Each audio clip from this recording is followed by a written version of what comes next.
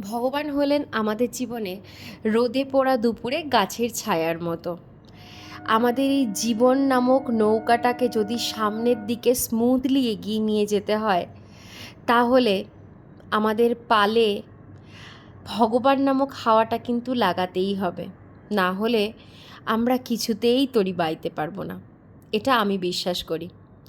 যে যাতে বিশ্বাস করেন, সে ভগবান হোক, ঈশ্বর হোক, আল্লাহ হোক, যাই হোক, যে কোনো একটা মোটা স্তম্ভকে আঁকড়ে ধরতে হবে। তা না হলে সামনের দিকে এগিয়ে যাওয়া যাবে না। আর আমি মনে করি, ওই যে একটা কথা আছে না, ভগবান যা করেন মঙ্গলের জন্যই করেন। একদম ঠিক। ভগবান যা করেন আমাদের মঙ্গলের জন্যই করেন।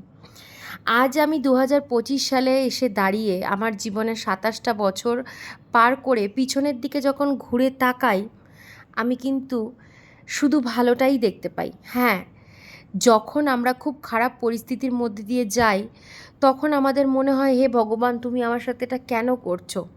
কিন্তু সেই পরিস্থিতিটা পার হয়ে যাওয়ার পরে সমস্ত কিছু যখন ঠিক হয়ে যায়, তখন চোখ বন্ধ করে পিছনের দিকে ঘুরে তাকালে মনে হয়, ইস, ভাগ্যিস ভগবান ওটা করেছিল, তাই জন্যই তো আজকে এখানে দাঁড়িয়ে রয়েছি। 2023 সালে আমার মিসক্যারেজটা হয়ে যাওয়ার পর আমি খুব ভেঙে পড়েছিলাম। তার কারণ, প্রথমবারের মিসক্যারেজটা আমি অ্যাক্সিডেন্ট হিসেবে নিয়েছিলাম, দ্বিতীয়বারেরটা নিতে পারিনি। কিন্তু আমি শুধুমাত্র সোজা হয়ে উঠে দাঁড়িয়েছি ভগবানের ভরসায়। আর আমি এখন এটা খুব বেশি করে বিশ্বাস করি যে এরপর আগামী দিনে আমার এবং আমাদের সবার জীবনে যা হবে সেটা ভালোর জন্যই হবে, এবং সেটা আমাদের ভগবানই করবেন। জয় শ্রীরাম, জয় বজরংবলী।